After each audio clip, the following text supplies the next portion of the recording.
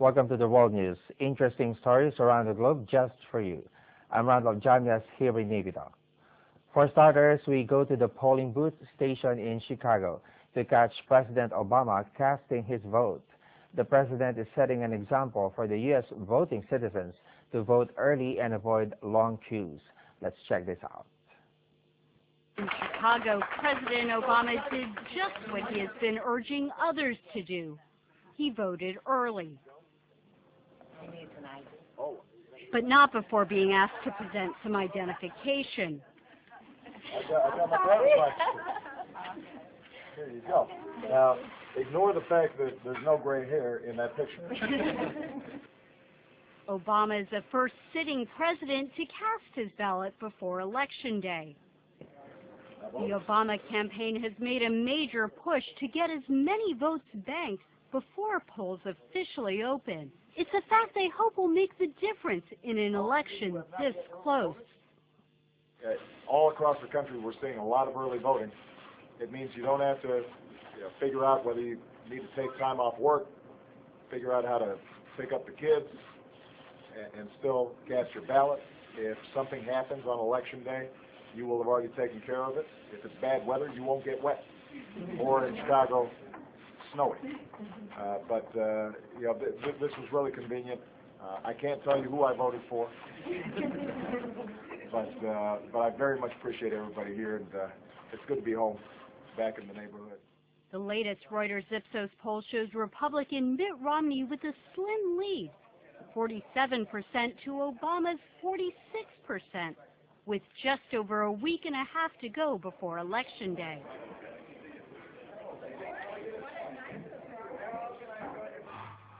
While Obama focused on Florida, Romney told voters in Cincinnati, Ohio, that the president's campaign is, quote, diminished and focusing on smaller and smaller things. He also said Obama had run out of ideas about how to turn around the economy. The path we're on does not have new answers. The president has the same old answers as in the past. He wants another stimulus. He wants to hire more government workers, and he wants to raise taxes. There is no prospect whatsoever that that path will help our economy grow and put people to work and raise take-home pay. Ohio looms large in every victory scenario for either candidate, but particularly for Romney. November 6th. Thank you, Ohio. No Republican has ever won the White House without winning Ohio. Here in Myanmar, the country has introduced ATM cards last year to its banking system, and now residents in Yangon appear to be embracing the system with enthusiasm. An official of the Myanmar Cooperative Bank official said each ATM around Yangon needs to be topped up with about $10,000 cash. The city's ATM network has expanded to 27 machines within a year. Before the arrival of the ATMs, residents had to queue at the bank to take out cash. Last month, debit cards were launched in the newly reformed country, giving customers their first taste of using plastic for shopping, dining, and travel in the latest leap forward its cash-dominated economy. Of course, sure, yeah. Why is that? Because I don't want to pay the money at all the money.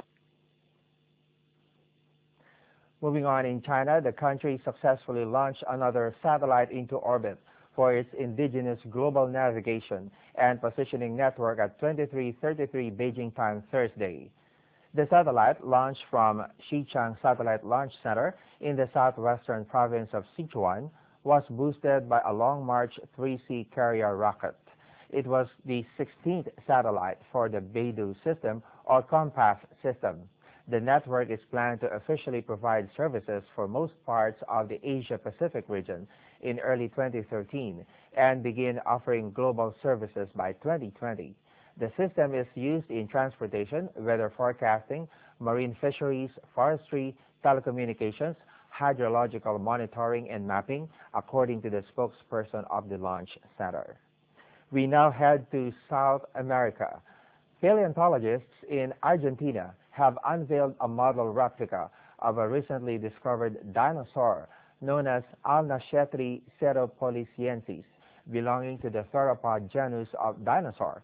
While the most famous theropod is undoubtedly the Tyrannosaurus rex, the massive meat-eating dinosaur that roamed the Earth about 65 million years ago, the newfound dinosaur is about the size of a hen and is thought to be much older than its giant cousin. The fossils of the tiny dinosaur were discovered in La Bitera in Argentina's Rio Negro province in an area known as the Candeleros Formation, a rock formation running through the provinces of Rio Negro, Neuquén, and Mendoza, and the site of a vast array of fossil finds. The alna-shetri is believed to have lived about 97 million years ago. From the Latin America, let's go to East Asia for technology news. South Korea's Samsung Electronics Friday posted a record net profit of 6.6 trillion won, or $5.97 billion for the third quarter, powered by strong smartphone sales and improved demand for display panels. The world's largest technology firm by revenue also recorded a record operating profit in July to September of 8.12 trillion won, up 91% from the same period last year. Samsung said its mobile communications business took 26.25 trillion won in revenue for the quarter, accounting for more than half of the company's total. Analysts expect the technology giant to see a marginal fall in income in the final quarter as sales to retailers peak in the third quarter ahead of the holiday season and technology companies ramp up spending on marketing for the year-end rush. Next up, Italy is hosting food festivals. The Italian city of Turin is jointly hosting two major gastronomical events from Thursday, the Salone del Gusto, the biennial international fair of good, clean, and fair food, meets the Terra Madre, a celebration of world food communities. This year, there's a particular focus on the African garden, with a huge variety of fruits and vegetables from all over the continent. Catrino Petrini, founder of Slow Food, said the food changes the world only if it respects the environment, social justice, and it does not destroy soil fertility. He also said this is a gathering of peace because beyond tensions, wars, and conflicts between governments, the peasant world is much more united and much more inclusive. Youngsters and the new generation in Sri Lanka, it is very sad to tell. A lot of people don't know what is happening regarding the food. They always go for fast food and they don't know what is in it. And as a young chef, I want to bring back that culture into the slow food method. And now at the tennis scene, world number 5 and Valencia Open top seed David Ferrer beats Spanish compatriot Alberto Ramos to reach the quarterfinals. Ferrer won the tournament in 2008 and 2010. He will next face another Spaniard, Nicolas Almagro, who beat Sam Querrey of the USA 6-4, 6-7, 6-0, finishing the match with an ace. Thanks for watching. We'll be back shortly. Please stay with me.